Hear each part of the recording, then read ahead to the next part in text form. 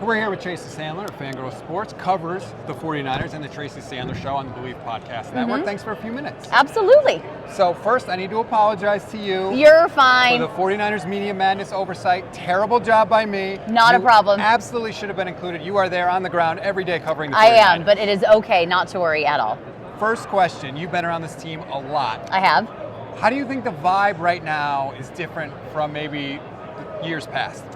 The vibe, it's interesting. It's felt like it's the same as any other week. And they have really not let all of the hoopla and fanfare and everything get in their heads. And they really haven't years past either. But if we're looking at this year, it just feels like the vibe is very similar to what it's been, very normal. Even last week, which essentially was like your Super Bowl bye week, I was almost like, yeah, this just seems like a normal week. This is what they do, and they're ready to go, and they're excited, they're loose, they're confident, and so the vibe is good. The vibes are high, I'll say that. Some of them are very loose, we'll just say that.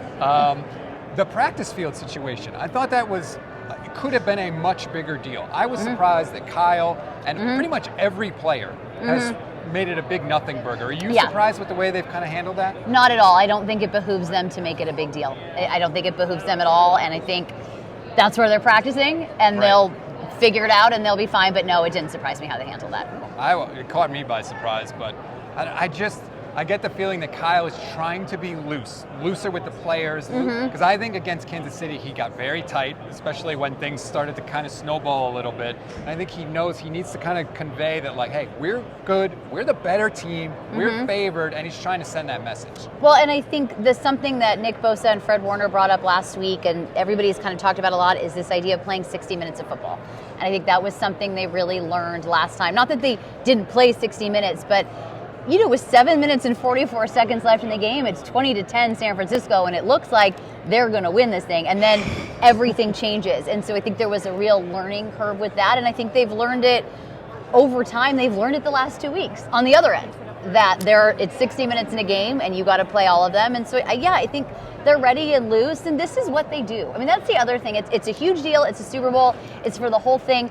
But this is what they do. Just like when I go do my podcast, this is what I do. When I do a radio interview, this is what I do. No matter how big the interview, how big the stage, it's what I do, it's what they do, and they're ready to do it. I certainly hope so. I think that the biggest X factor is Brock. I've been keeping a close eye on him this week with all the media. Like, everybody can say they block it out and all that stuff, but then you get there and you get to these media sessions and there's 50 people camped out at your podium before you even get there, and he has not looked fazed to me at all. His demeanor seems the same as it was in week 7. Do you agree? I do agree with that, and I think he learned a lot with that Christmas night game against the Ravens. And he said it, like, to his credit, he was really honest about it. He said there was a lot of talk, a lot of noise about what could be. He never said the MVP talk, but kind of alluded to that. And I think he learned so much then, and how he got distracted, that he wouldn't let him do that again. I think the biggest X factor is Patrick Mahomes, because I just think he's almost impossible to beat in these situations. Brock will be fine. I have no concerns about Brock Purdy in this game. If Brock is fine, then the 49ers should win. Because if Brock is fine, he's not turning the ball over. And I think that they can score enough that they'll be, the Chiefs' offense, I know it's Mahomes, but it's not the same. It's not like we saw in 2019. It's not the same, but Mahomes is the same.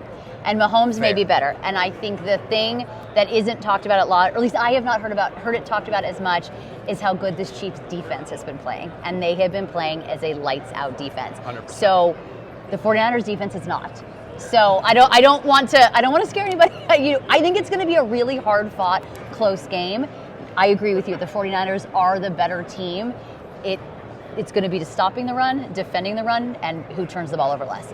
Those will be the keys. I talked to Wilkes on opening night, and about the defense. Do they have a chip on their shoulder? And publicly, they're kind of downplaying it. But do you think behind the scenes that they have kind of lit into those guys a little bit, like, this is not the 49ers standard that we have seen? Well, they've said it. I mean, they did say it. Wilkes said that it was addressed internally. John Lynch said it was addressed internally.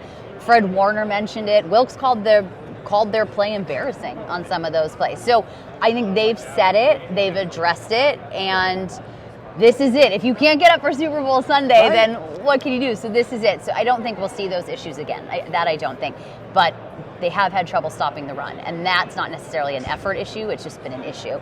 And to me, that becomes a really big part of this football game, even maybe more than Mahomes. 100%. Pacheco is going to be a huge factor for the Chiefs. Tracy, we can't thank you enough for the time. Absolutely, thank you for having me. Oh, anytime. Tracy Sandler Show on Believe Podcast Yes. Network. The CEO and founder of Fangirl Sports, which Yes. as the CEO of my own company, I can greatly appreciate what you are going through. Thank you. Really appreciate the time. Absolutely, thank you for having me. Have fun.